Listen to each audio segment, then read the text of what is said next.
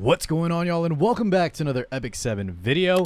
This is the Midnight Gala Lilias preview first impression, but unfortunately I was bombarded with a lot of messages.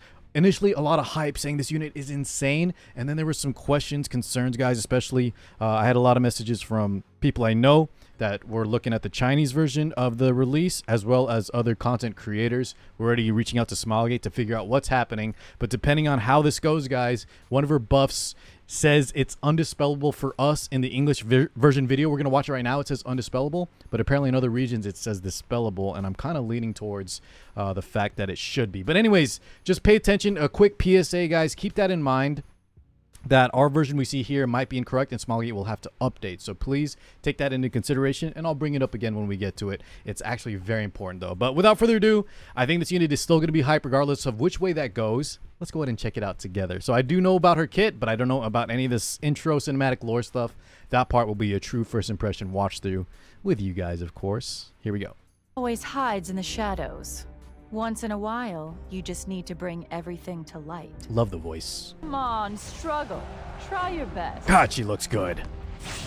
Though it won't make a difference. Every darkness has its own distinct Earth shade. Thief Attack Imprint, guys. Midnight Gala Lilias is the peerless successor who inherited the will of Perlucia. She was originally excluded from the competition that decides the family's successor. There's some concept art. However, Love the dog. When she returns to her family's home after training, she becomes the center of attention after being chosen by the Bastion of Oh, the artifact. Okay. Eventually, she accepts Oh. her fate and enters a struggle rife with See how Lilias in the alternate to outfit? become the successor who inherits the will of Perlucia. That was Assassin First, Sid, right, guys? she must Angelica. eliminate all her rivals. It's time for me to make my move. Okay. Midnight Gala Lilias is a 5-star All right, Earth let's take it over from here. Thank you, Mr. Says. Imprint release, attack. Imprint concentration, attack. Earth Thief Libra, which we already knew from yesterday. 121 base speed, which is kind of crazy.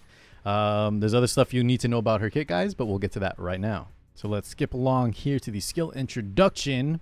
Does it start? Okay, we're starting with the skill 2, Elaborate Scheme.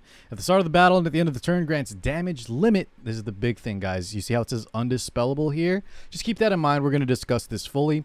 Now, one way or the other, we don't know yet until Smilegate tells us, but other regions have seen this being dispellable, and you'll see why. I think there is some evidence leaning towards the fact that it should be dispellable. Not that I want it to be one way or the other. That's just what I think it's going to end up being. So just keep that in mind, guys. But regardless, let's take a look at the rest of the skill here for her passive, skill 2. After attacking the caster's turn, when the target's health is 50% or less, activates Now or Never. Additionally, Now or Never can only be activated once every turn. Every 3 turns, excuse me, and both of the buffs are damage limit is damage suffered in one attack does not exceed 35% of max health, which is crazy strong, right? There's other similar units to like Roy, Mustang, and Tempest Surin, but hers is even better. Now or Never increases attack of all allies, so she can do major buffs as well before also getting a combat readiness push, and we can boost that even more via skill enhancements, right? All right, very cool. Let's see the animation here. Let me give that a mute real quick. And let's see how it looks. I love her design, by the way. I can't say that enough. All right. Blasting out that crow. And here is the, guys, the classic, right? Both Conquer Lilias, Red Lilias. She has that kind of animation already. Instead of barriers, though, or provoking, AoE attack up for the squad with a combat readiness push. Looks good. Okay. Here's her big skill 3. Acquires 2 souls, 4 turns. It's called Take the Lead. She gets self-attack up additionally. So she has a lot of ways to get attack up for both her and her team. For 2 turns before attacking the enemy in their blind spot. And remember too, guys, she has 121 base speed. So those of you that want to build her giga fast can do so. She can maybe be an opener. And more combat readiness too. So increase attack up, combat readiness, and when the target's max health is greater than the caster's max health, penetrates the target's defense with penetration rate, increasing proportional to the difference up to a maximum of 100%. So very similar to units like Hua Young. The fact that she's a thief means her base HP, I think I saw on their showcase, they're showing her with like under 8,000 health, like 7,000 something. So most units you're going to attack, you're probably going to reach, especially when they're tanky units, you're going to reach that maximum threshold of defense pen. So very strong. And on top of that, guys, look at this too. A successful attack always results in a critical hit. I'll spoil you all ahead of time that both this and her skill 1 have it, so you don't have to build a crit on this unit, right? So she has insane mitigation. She has a lot of attack up, a lot of combat readiness, and now we don't have to build a crit chance on her. That also means, guys, she's strong into units like Landy, right? Navy Captain Landy, of course. So let's look at the animation here and check this out. A lot of y'all that don't have like Lone Crescent Bologna, for example, you're going to want to pick up this Lilias unit. All right, I want to see this S3. Here we go. Dang, look at her. She looks down upon you, jumps down from the stadium, and destroys crowd for 26,000 health. And yes, guys, hold on. Let me turn up the quality here.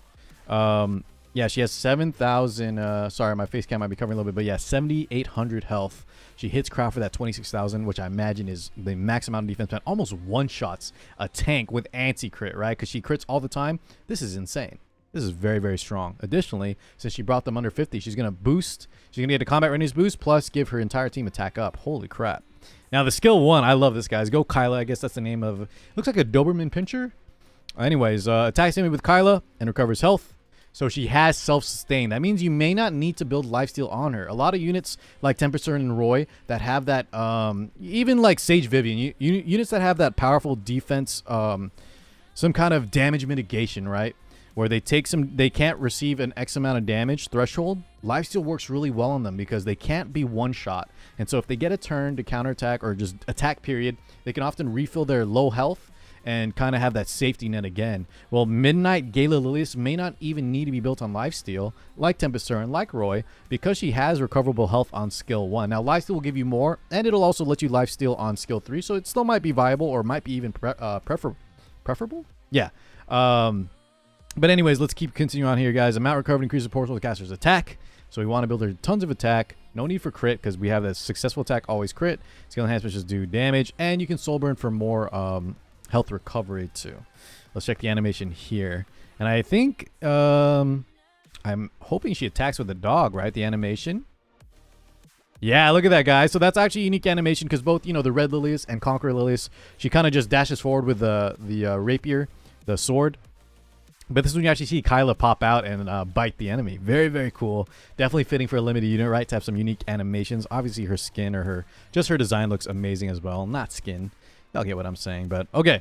So here, guys, look at this. Hostess of the Banquet. Now, a lot of people are wondering, with her thing being undispellable, right? Take a look at this, guys. We saw this previewed already. I thought she was going to be an effect resist. You want to build effect resist. I thought maybe she'd have some like effect resist scaling with damage. Maybe she'd be like an anti-debuff unit. But her entire kit so far, right, has nothing really to do with effect resist.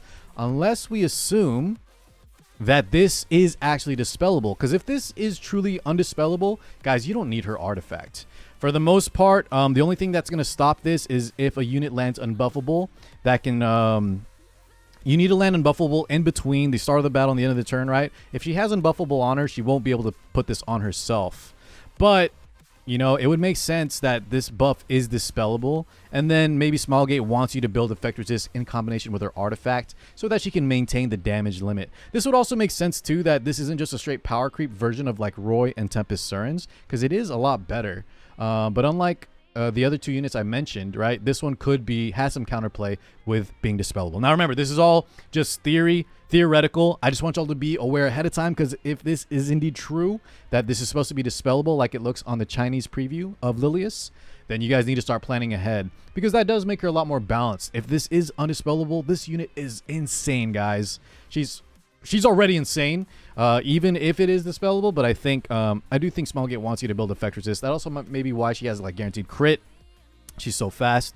They may want you to build some so that way you can hopefully resist certain things, but I don't know, guys, because effect resist is kind of just in a tough spot anyways. A lot of debuffers have so much effectiveness. Who knows if this is even like worth it. She does seem like she'd be very hard to stat as well if it is dispellable. Just keep that in mind, okay? Regardless of which way it goes, though, I think she's a very powerful unit. And actually, let's go ahead and watch her animations. Her idle animation, then we'll let the showcase play while I talk a little bit more with y'all. All right, here, guys. So players will meet Midnight Gala Lilias September 21st, right? 1 week from now. Man, that lobby animation, the legs cross, her outfit, she looks gorgeous. And then we have Kyla here getting some pets, some scratches. Amazing lobby animation as well. All right, I gotta pull her. You all gotta pull her as well. This unit is crazy good. All right, now let's just talk. So let's ignore the dispellable versus undispellable thing, guys. I just want y'all to keep that in mind. If y'all aren't like really min-maxing You don't need to worry about it too much for now. I think most players should pick her up. I think she's going to be viable for a lot of different styles. Let's start with the most obvious. Building her giga fast, low HP. She's going to be a tank buster. She's just going to do so much damage, and she's going to be hard to kill as well. Her main counters, I think off the top of my head, guys, units like Rimuru with a fixed damage. Maybe units that can seal her like Archdemon Mercedes. And then, of course, if her buff, mitigation buff, is dispellable, then there's a lot more counterplay on top of that too. But imagine I kind of want to try building her. Not necessarily tanky, but bring like an Aureus. Of course, Carl wants to play a little bit tankier. Bring like some mitigation. Guys, you know how powerful Aureus plus barriers is with these kind of mitigation buffs? That's going to take it from, so if she can't receive more than 35% damage, right, guys? That means you need to hit her 3 times the killer. You add in barriers plus mitigation, damage share Aureus. That's going to take that hits from 3 to 4 to maybe even 5, depending on the barrier strength. And then if she can lifesteal and top her health off in between too, she's going to be very hard to remove. So that's my kind of goal, but I think a lot of y'all are just going to have success playing her like a buffed up, Zahak, a buffed up, or Valen. Just a strong earth unit that's going to do a ton of damage, tank busting, can handle units like Landy. I think she's very, very strong, potentially even power crept, like too strong, but that really relies or depends on if her buff, her self-mitigation buff that you can see right here, guys, that 1-turn buff is indeed dispellable or not. So I don't want to talk too much more on theory crafting, guys, until I know one way or the other. And just stay tuned. I'm sure Smilegate will make an announcement here, but let me know what you guys think. It makes sense, right, that it would be dispellable, because otherwise, what is this artifact for? Why would you need effect resist? I don't think it's really worth it. I think that it seems better on units like maybe MLK Ron or Bloodblade Corinne, if that's the case. But we'll see. We'll see in the future. Regardless, she's limited. Artifact looks great.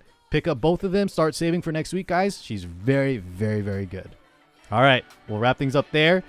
I'm going to be summoning and playing some Shoot tomorrow, so stop by the live stream if you can. Otherwise, thank you so much for watching YouTube. Always appreciate y'all. Peace out, everybody.